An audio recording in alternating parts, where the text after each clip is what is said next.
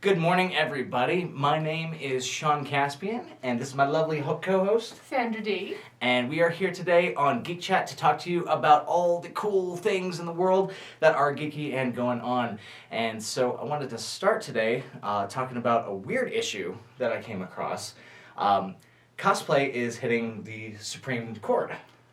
Okay, random. Why? So the Supreme Court is looking at cosplay right now, and they're looking at it from a copyright perspective. So somebody dressing up as Han Solo, for instance, might be copyright infringement on LucasArts.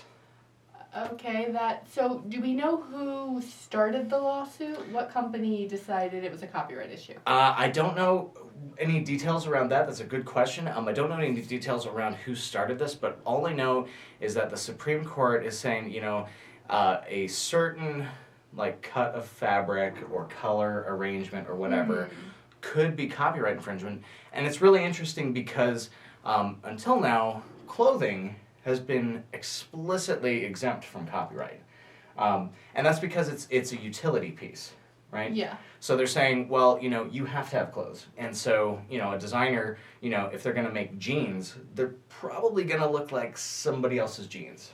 Just because they pair their jeans with a red shirt and blue shoes doesn't necessarily make their design unique. Right. Well, the unfortunate part there is cosplay is a staple of the geek community. It's one of the reasons, in my opinion, why geek culture has grown so much over the last several years, because even if you're not totally into it, even if you don't get Star Wars, you don't get Star Trek, Lord of the Rings, all these cosplayers showing up at these conventions, thousands of people standing in line dressed up as all these iconic characters. I mean, who couldn't look at that, Yeah, and who's going to take that away from them? The cons, I think, will crash. Yeah, I think if cosplay has to go away at all because of this, everything takes a huge hit. It really takes, geek culture out of the mainstream in a lot of cases, in my opinion. Although I will say it's fairly unenforceable.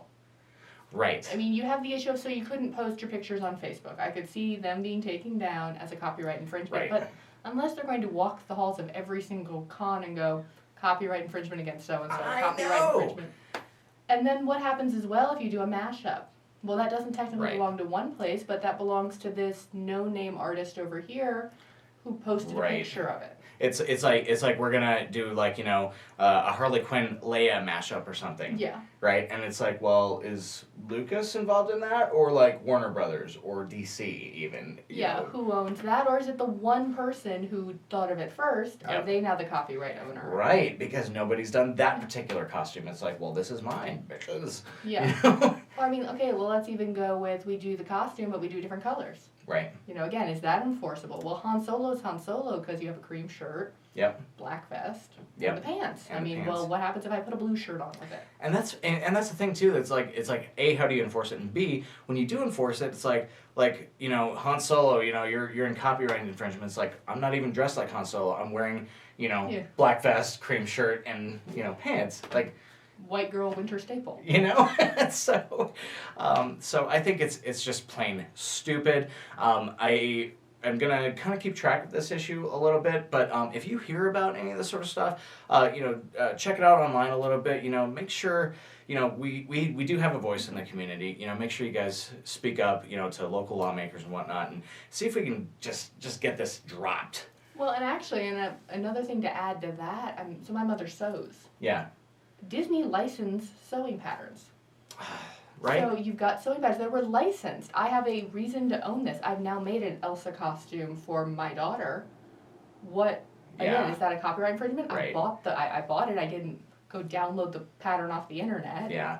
I think it's a stupid idea to begin with, and I really don't think, for reasons like that and enforceability, I don't think it's actually going to happen. But let's hope not. That would really kind of break our lovely little geeky community here. So we don't want that to happen. So, also along the lines of things that shouldn't happen. David Bowie, well, we love you, Major Tom. So Labyrinth is apparently getting a remake. No. Just no. Just no. I mean, first of all, okay, let's put aside the fact that you don't have David Bowie now in the title role. Henson's gone, and as much as I appreciate what the Muppets have done in recent years, the company doesn't have his genius. Yeah. Labyrinth was amazing, was innovative. You don't have that these days, and certainly not going to CGI the whole thing. No, well, maybe they would. It will flop. It will flop. It will be freaking Phantom Menace. Worse, I think, actually. It will be The Last Airbender. Oh, that's rough. It is a terrible film. It doesn't exist. We refuse to acknowledge they ever made Didn't a happen. movie out of the Avatar cartoon series. Did not happen. But, I mean, there's just certain things that should never see the light of day as far as a remake. Exactly. It's just lazy-ass Hollywood. You know what I mean? Or trying to take advantage of, oh, hey, look, everyone's remembering Labyrinth now. Because, I mean, honestly, I haven't thought of the movie in years. I kind of want to go see it now, but I have no idea where to get it. It's not like Netflix is streaming it. Right. And it's kind of, beating up David Bowie a little bit, like taking advantage of, like, oh, everybody's talking about it, so, of course we're going to announce a remake right now. We're not going to remake Harry Potter because Alan Rickman died. Right. Which was so sad. You better not, anyway. I'm telling you right now, you better not. It's not, no. Or Die Hard. No Die Hard remake. No. Hans Gruber fell out of the window. That's it. We're done. That's it. That is Christmas to me. That is what marks Christmas. Hans Gruber falling out the window every year. That marks Christmas. So So Labyrinth, remake, all kinds of no. Now, what are some other ones that should never see the light of day? Princess Bride, definitely. Princess Bride. That was magic in a bottle. You will not recreate that. It's impossible. Not ever will you recreate that. Well, and I would definitely say, don't take advantage of our childhood. So Disney's in the process of remaking Mary Poppins with Cate Blanchett in the title role. I'm sorry, if you grew up watching Julie Andrews, there is no other Mary Poppins out there. It's just, sometimes let pieces of art be. And it's like, Hollywood, get up off your ass, for real. Like, you've got all these resources, all these amazing actors, and, good stuff does come out, but let's get away from this remake thing. Yeah, I mean, for heaven's sakes, go to a library. There's a million stories there that have never seen the light of day as a movie that would make a phenomenal movie. Pride, Prejudice, and Zombies. I am looking forward to that one. Just saying. I think it's going to be a 2-for weekend. We'll do Pride and Prejudice and Zombies, and we'll do Deadpool. Yeah. God, we've got some great movies coming out this year. No to Labyrinth, the remake. God bless you, David Bowie. I'm really sorry about this whole situation. Speaking of movies coming out, man, what a trailer we got this week. Suicide Squad? Suicide Squad. It looks awesome. Wow. I really thought they were gonna just fumble through this whole thing and jack that movie to hell. It looks amazing. And I will say, so I remember when the first trailer came out last summer, everyone was all up in arms about Harley Quinn. Yep. And she's not, I think she's kind of got a handle on it. It's kind of Hugh Jackman's, not Hugh Jackman, wow, Heath Ledger's Joker. Harley Quinn is Hugh Jackman. No, I mean, her take on Harley Quinn is like Heath Ledger's take on the Joker. Right. It's like, I feel like she did take some cues from him, actually. I think that's really on point. What's the actress's name? I can't think of it. Margot Robbie? Margot Robbie. Robbie? I don't know, but she seems to be in a lot of stuff coming up. She's in The Legend of Tarzan that comes out this year as Jane. Yeah. I think she's a brilliant actress, and everything I've seen on the Harley Quinn take of hers looks brilliant, looks spot on. I think she's gonna own the movie, frankly. Well, it's such a guy-packed film. She's like the one female there, and apart she's from a Viola powerhouse, Davis. man. She's a powerhouse. I don't even know like what were people's problems with her as Harley Quinn. I don't think, again, anytime a film comes out based on a comic book that has not been made yet, everyone seems to nitpick it to death until they see it and they're like, oh, it actually was kind of cool. Is it like because her outfit is a little different? I think it's because she's not crisp, and I mean maybe the movie it doesn't like she starts out as the psychiatrist that she is in the comic book. Right. Although again, the movie seems to take place post their comic book careers. They're all in jail. Yeah. They're all in jail. I'm really intrigued with Will Smith's Deadshot too. Yes. That's gonna be awesome. But yeah, let these pieces of art live a little bit. I think Miss Robbie. I think she or Robbie, robot. I don't know what's happening anymore. I think she's gonna do a fantastic job, and she looks gorgeous. She's just hot in this thing. And then, you know, Will Smith, he's all like, you know, he's just like dark and brooding. Well, and have we ever had him as an actual bad guy before? Will Smith is a bad guy. I mean, Hancock, but he was still the good guy in Hancock. He was just a jackass of a good guy. Right, right. I don't think so. I think you're right. I think he's always been the hero. Yeah. That's really cool. It'll be a new experience for him. What do you think of Jared Leto? Again, you know, Heath Ledger was the Joker, but I appreciate that it's a different enough take. What a task, right? Yeah, I think he's made it his own in a way that it won't be compared. He won't be Jack Nicholson. He won't be Heath Ledger. What a task to take on the role of the Joker. I mean, I cannot imagine having to sit down and say, okay, I've got to do my Joker. But, and as an ensemble cast, too. It's not like you're no longer the sole focus of the film. Yeah, yeah. So, I think he's going to do well. Oddly, he's not my most exciting piece as far as the film goes. And oddly, I mentioned this in the wake of saying, hey, stop bitching about Harley Quinn, right? Yeah. I'm like, I'm so married to the Heath Ledger version at this point. Well, and I think the difference there is that we have the Heath Ledger version. Yeah. There's been no Harley Quinn up till now. Yeah. Where she's a brand new creation. She's establishing. Yes. You know. The baseline for do we like this, do we hate this? Do we, right? Who is Harley Quinn to us? And she, you know, that's quite an honor, and I think she's going to do a great job. I don't recall seeing, who's the witch kind of girl in the Suicide Squad? I know the character. I don't know who plays her. I don't recall seeing her in previous little snippets from the film, but she looks really weird and interesting. Well, I mean, most of them do. You got the guy with the fire. You've got the witch. Like, I find that I kind of don't know some of these characters. And again, I think they need that. They've got the Joker as kind of their anchor point. Everyone knows the Joker. Yeah. Anyone who's been around long enough will also have heard of Harley Quinn. The rest of the characters, who's heard of them? Right. It's all new. Yeah, it's going to be kind of new to a lot of people, you know. I'm usually kind of more of a Marvel fan. I dive a little deeper into that universe most of the time. So these are going to be kind of some newish sort of characters for me too. So that's really cool. Well, speaking of DC, they had their newest launch this weekend. I haven't had a chance to see it yet, but Legends of Tomorrow is getting great reviews. Good. I mean, we've got Arthur Darvill, formerly Rory in Doctor Who. Wow. Leading them. There's rumors that Jewel, and I can never pronounce her last name right, Straight from Firefly. Jewel State. Yeah. She's supposed to be in it. Wow. Really? Yeah. Well, that'll just, I mean, that's just an auto watch. You know what I mean? But from what I've heard, the series is amazing, and I definitely plan on watching it this weekend. But I have one other thing I have to watch first. Yes. Oh my God. Oh, the goosebumps are all the way up and across. And right now, I just want to believe it will be good. I know. X-Files. Yes. X-Files. It actually comes out tonight. And you were mentioning that it's a two-parter? 2-night premiere, so tonight and tomorrow night. So tonight and tomorrow. It's Mulder and Scully are back. Amazingly, they don't look like they've aged since the show went off the air. You know, there's a little bit of age to them, but man, I mean, that's a long time, and it's been kind. Well, I mean, makeup is kind as well. Yeah, we all saw what true. he looked like in Californication. That's true.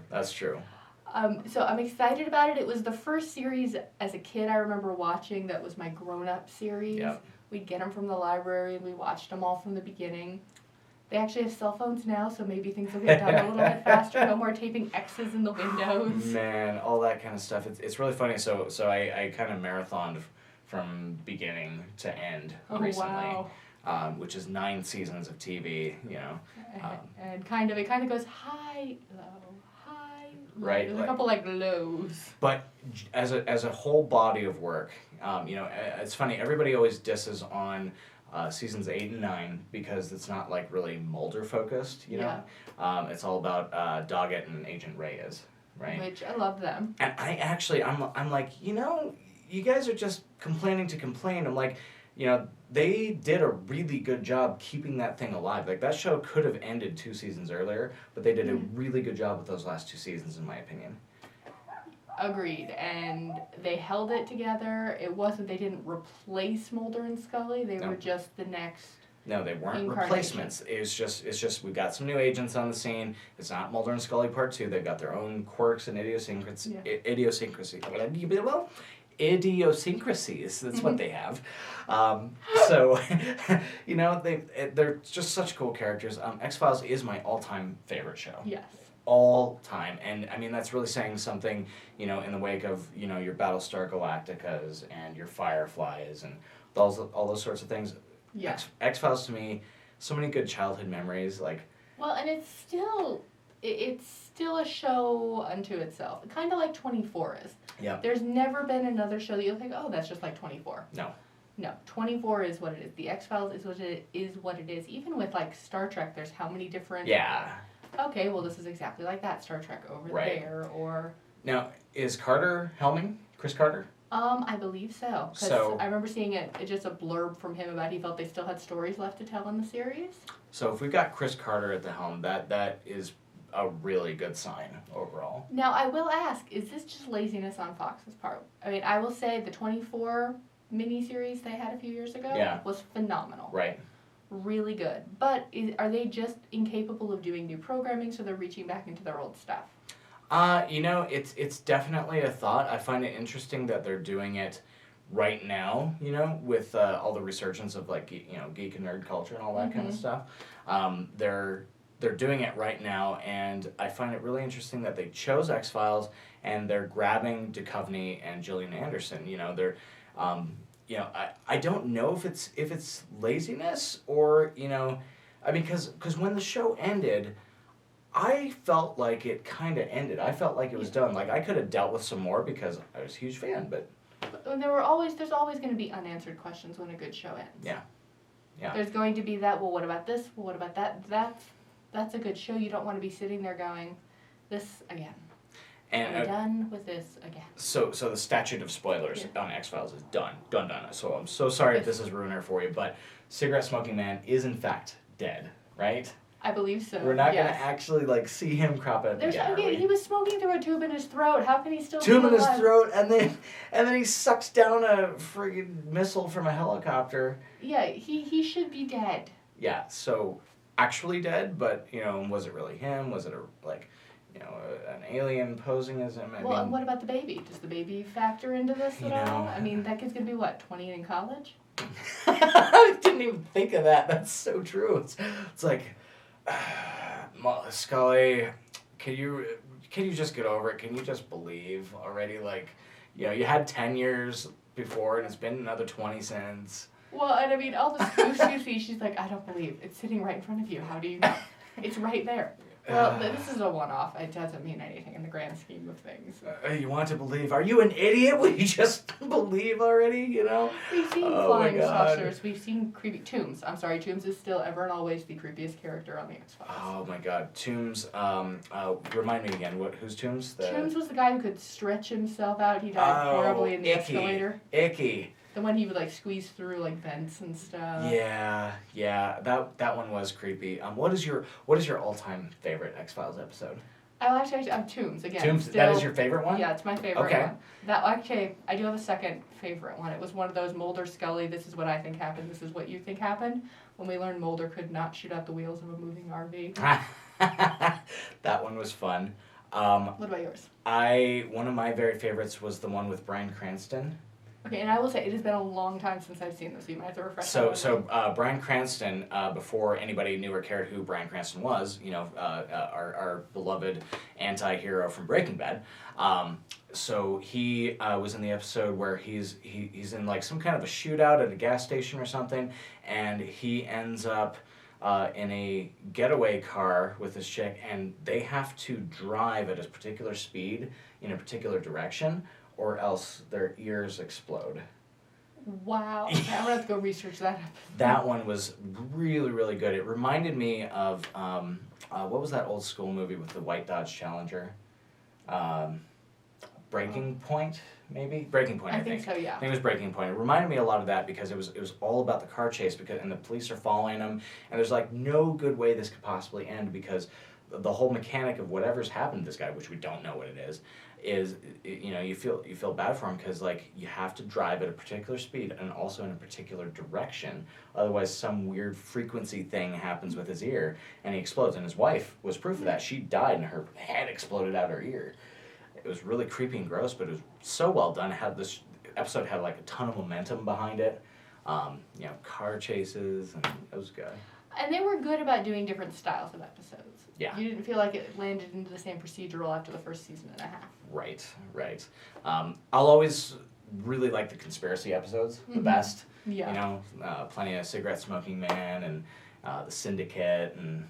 Be interesting to see how they carry it off in the information age now. Yeah. Now that the internet's out there and WikiLeaks. Yeah, I got the whole world in my cell phone. You know, all that kind of stuff. So, it'll be interesting how they play with some of the devices like that. And again, even if it flops, it's the X-Files. I'm just happy to see Mulder and Scully on TV again, and that's cool. And I will definitely watch it. So will I. That's my plan tonight after the game. After the game, go Broncos. Go Broncos. Go down Broncos. with the Patriots. Down with the Patriots. Go Broncos, down with the Patriots. And go Cardinals, down with the Panthers. Yes. As long as Denver wins. If Denver doesn't win, I kind of don't really care about that. So, go Broncos. Denver's going to win. There's no if in this. There can't be an if. Don't even put that out of there into the verse. So, you know, you're disturbing my calm here. Cool. Thanks, guys, for hanging with us today so much. I think that's everything we had, yeah? Agreed. Awesome. So my name is Sean Caspian. And I am Sandra D. And so we will be back next week to talk about everything that's new and great in our geeky world. Thank you so much for watching. Remember, of course, to subscribe to the channel. It really helps me out. Tell your friends. Spread the virus, if you will. You know, get our faces in front of more faces. That's awesome. So thank you guys. I love you very much. And we will see you next week. Next week? Next week? Yeah, that's going to be a thing. Cool. Bye, guys.